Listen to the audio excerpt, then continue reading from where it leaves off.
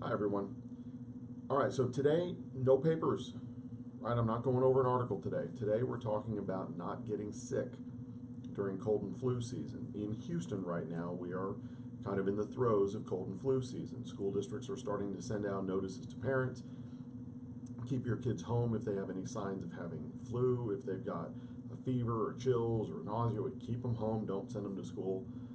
There's always that temptation to send them because otherwise you've got to arrange childcare and you've got to take a day off. Anyway, so once you see those notices coming out, you know that the school districts are seeing significant numbers of kids having the flu or being absent, whichever. So that's going on here. Several of the districts around here have noticed that.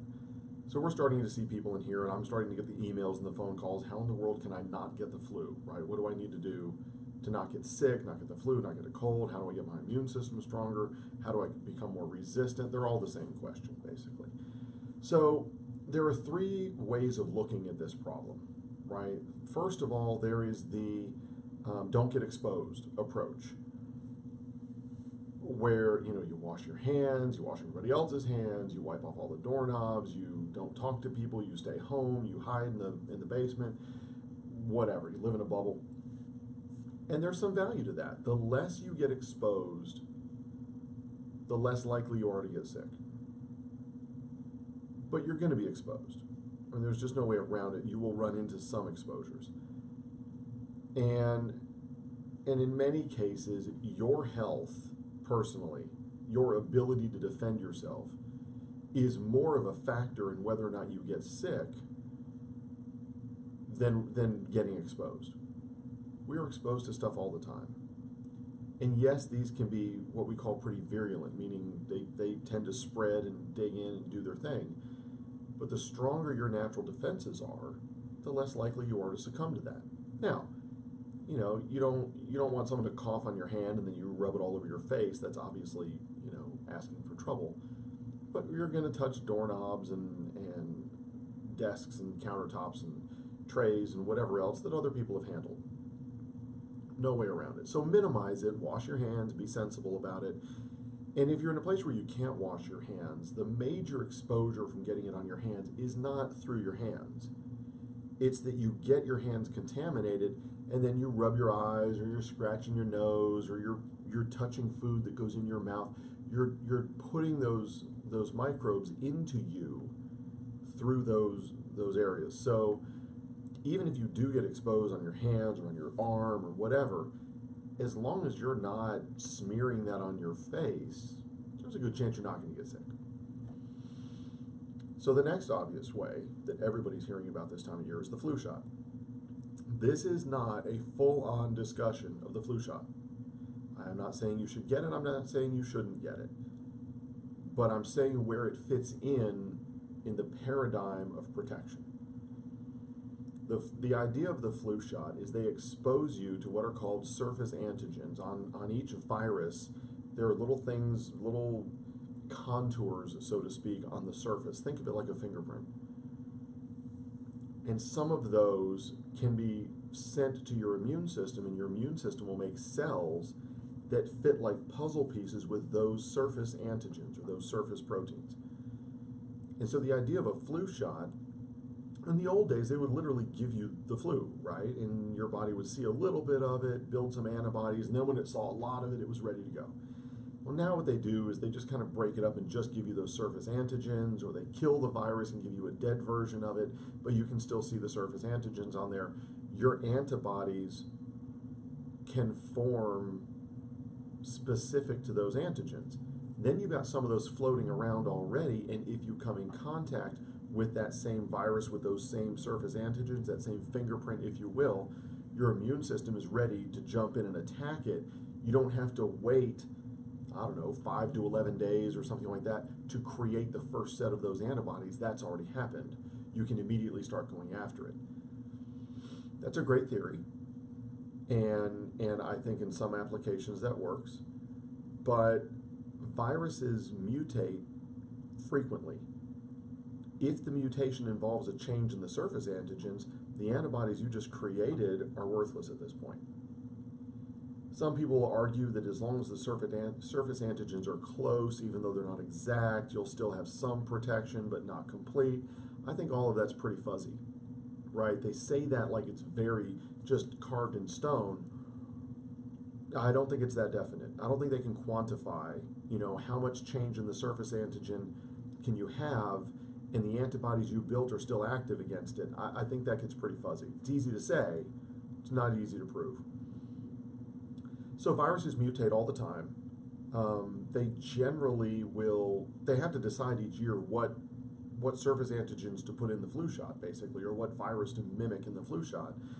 And so there's this general sense that it starts somewhere over in China, Asia area, and works its way all the way around the globe, and at some point gets to us. And so if we watch where it starts and we see what they're seeing, we try to make a vaccine to kind of deal with that and hope that it doesn't change too much by the time it gets to us. When I look at the numbers each year, the CDC actually puts out numbers, if you can trust them, that say, 15% effective last year, 20% effective, 30% effective last year. You don't generally see many numbers above 20 or 30% effective. And I mean, let's face it, the CDC is kind of in the vaccine business. They own patents on a lot of vaccines. So they kind of have an interest in the vaccine industry doing well. I don't know if they fudge the numbers or not, but marketing seems to work its way into science all over the place. This wouldn't be a surprising exception. So anyway, the idea of the flu shot is get you a look at it ahead of time so that when it shows up, you're prepared. Okay, different kind of immunity. Then number 3, the third kind of immunity comes from our natural defenses that we call natural killer cells. Those are kind of our frontline defenses. They work differently than the antibodies we just talked about. The natural killer cells kind of kill anything that's not you. They're not very specific. They just gobble up things that are not you. Okay, that's their job. And so if you have a strong enough frontline defense, if you've got a robust amount of natural killer cells out there ready to do their job, you can handle an exposure even if it's not something you've seen before. Now, can you handle exposure after exposure after exposure after exposure? It can get overwhelming, right? You only got so many natural killer cells. They can only, like the California wildfires, they can only go after so many fires at once. Some of them they just have to leave alone. Now you're looking at getting sick. That's kind of where the amount of exposure may come into play.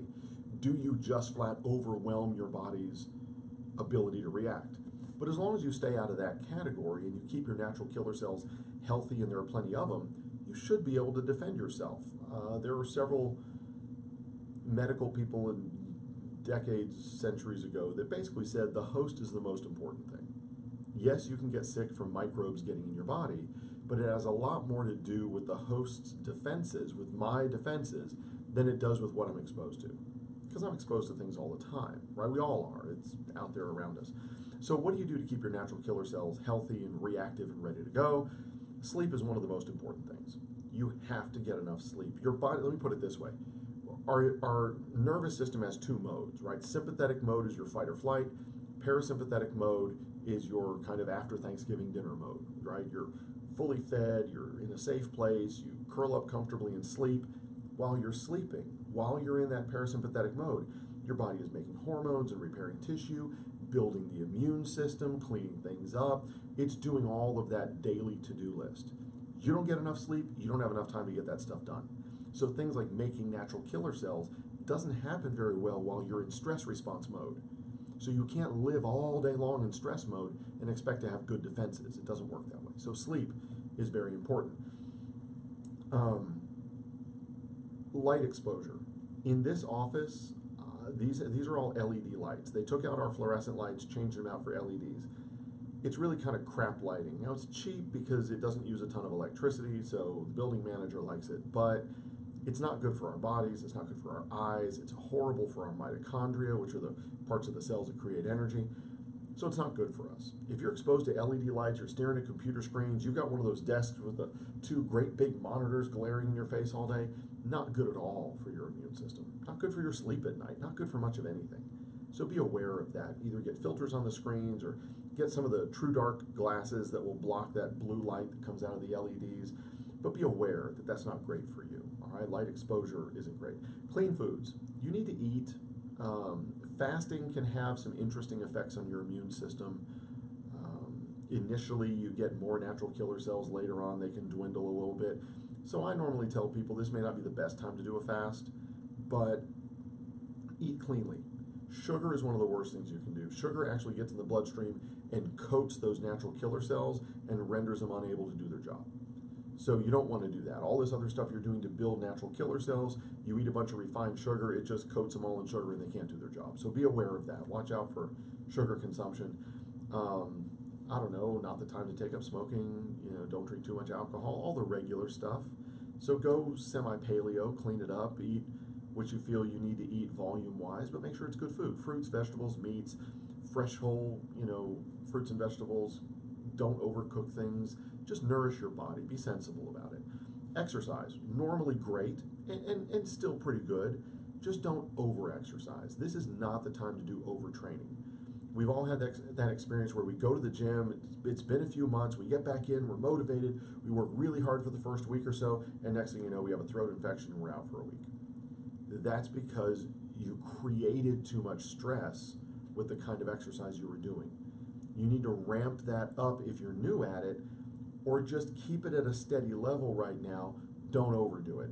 I watch heart rate variability depending on what kind of, I don't even have mine on today, what kind of wearable you use. I use BioStrap, but I think even Fitbit and Apple Watch now, if you get the higher end ones, they will look at something called heart rate variability.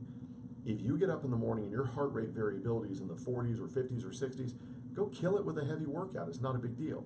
You get up in the morning and your heart rate variability is down in the 30s, 20s, or teens, don't work out. Or do something really relaxing, or just take a day and meditate, during your exercise time. But that says you haven't fully recovered yet from the previous workout. If you start stacking 2 or 3 of those on top of each other, your immune system's not going to work well. You're also not going to repair muscle, but that's a whole different video. So I don't want to say don't over-exercise. Don't overdo the intensity of your exercise. Supplements. So things like echinacea, andrographis complex, certain colostrum preparations, getting enough good quality whey protein or bone broth protein. Those are also good choices. You need those proteins to build the antibodies and the cells you need to handle this.